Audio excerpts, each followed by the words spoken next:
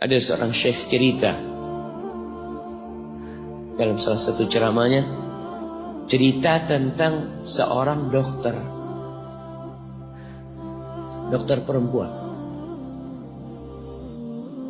di sana, di Arab sana.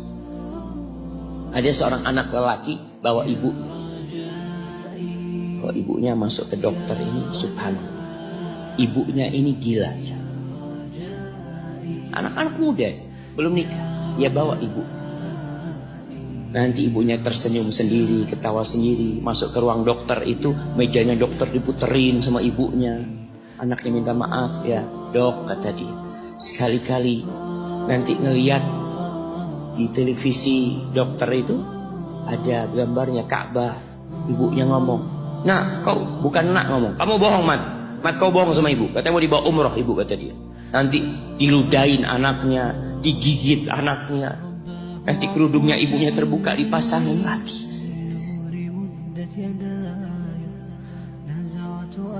Itu dokter tanya sama anak saya, ini salah ibu anak. Sejak kapan dia seperti ini? Sejak lahir. Loh, terus gimana engkau bisa lahir? Iya, sama kakek anak, ibu anak dinikahkan, tapi 10 bulan cerai. Ya karena seperti ini, anak lahir dari rahim.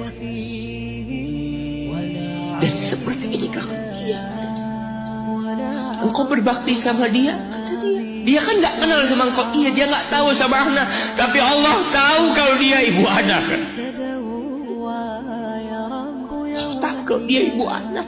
Anak harus berbakti. Ditanya, ibumu sakit apa? Ibu kena gula. Setelah dikasih resep, itu dokter cerita, pasiennya keluar, ditutup pintunya. Dokter ini nangis. Dia mengatakan, ana sering dengar ceramah tentang birrul walidain. Ana sering mendengarkan tausiah ustaz tentang berbakti kepada orang tua, tapi ana baru sekarang melihat kebaktian seorang anak seperti mana. Ibunya gila, dia tetap berbakti. Dan dia mengatakan, iya, ibu anak gak tahu sama anak, tapi Allah tahu kalau dia ibu anak.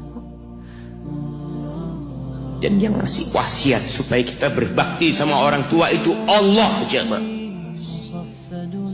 Apapun yang dilakukan orang tua kita.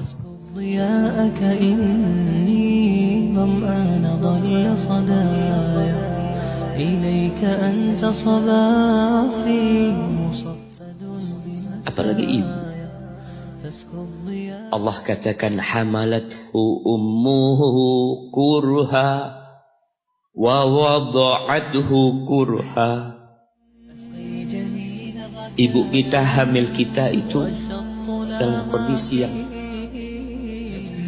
sulit.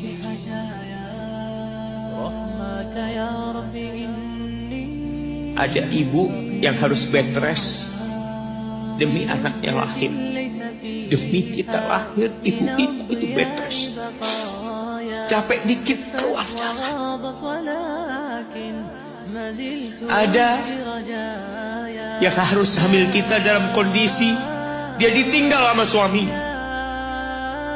Dia harus cari nafkah sendiri. Ada yang harus muntah-muntah demi kita. Allah. Lalu kita berdiri buat ibu kita, capek. Diceritakan seorang, ya kita semua tahu ceritanya, tentang 3 orang yang masuk ke dalam gua. Kemudian gua itu tertutup dengan batu yang menggelinding. Lalu mereka bertawasul dengan amal soleh mereka.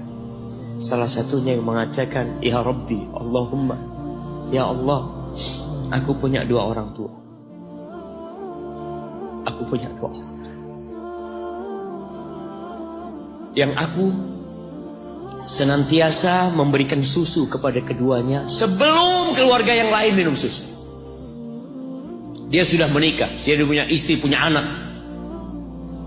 Pada suatu hari, ya Allah, aku kejauhan cari rumput, sehingga aku balik dalam kondisi orang tua sudah tidur. Maka aku peraskan susu buat keduanya, ya Allah. Allah tahu, tapi dia mau cerita sama Allah. Dia ingin tawasul dengan amal soleh dia. Lalu aku taruh di wadah.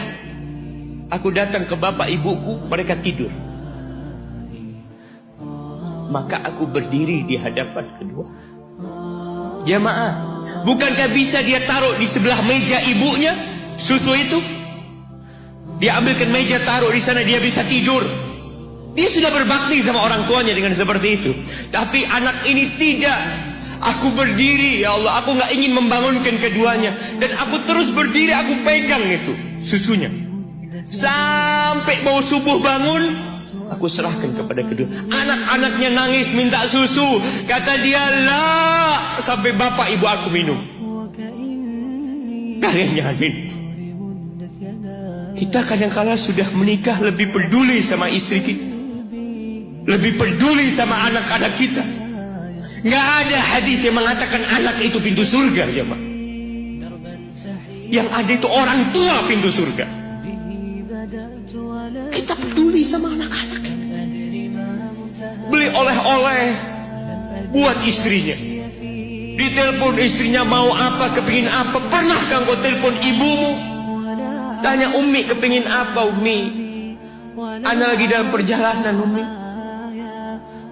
Jamaah, itu anak, Masya Allah, dia berdiri.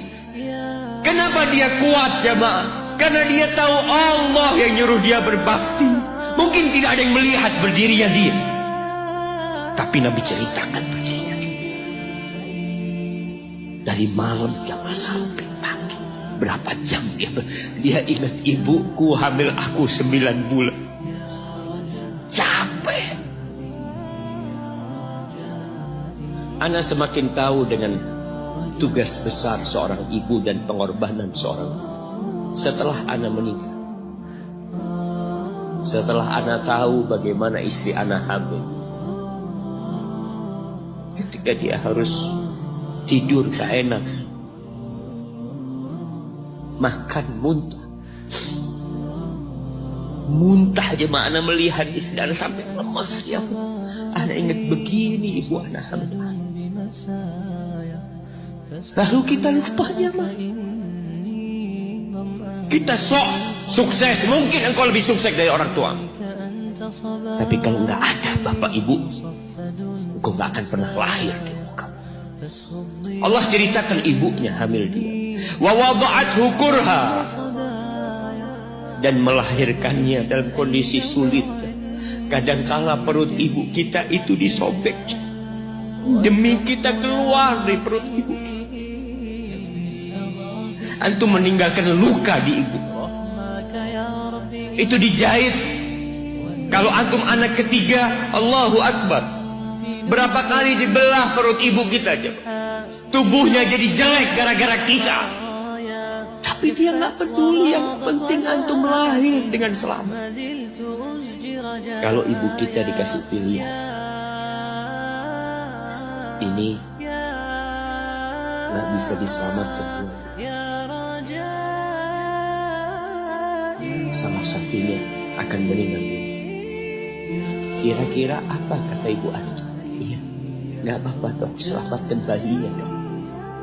Nggak apa-apa dok, biar dia lahir dok. Subhanallah. Berapa banyak ibu yang meninggal dunia ketika dia melahirkan anak. Wa hamluhu wa fisaluhu 30 syahra. Hamilnya dan menyusuinya itu 30 bulan. Artinya bukan ketika antum lahir selesai lelahnya ibu kita. Memang ketika antum lahir dengan selamat, Allahu Akbar, ibu itu lupa dengan rasa sakit dia 9 bulan. Ibu itu lupa dengan jeritan dia mengeluarkan kita ketika kesakitan. Itu lupa. Dia tersenyum, dia bawa anaknya, ditaruh di dadanya. Allahu Akbar. Kalaupun ada air mata yang menetes, Itu air mata kebahagiaan orang tua dengan hadirnya kita di muka bumi ini. Lalu kita bisa berjalan. Kita nggak bisa apa-apa lahir. Allah rekam kebaikan ibu kita.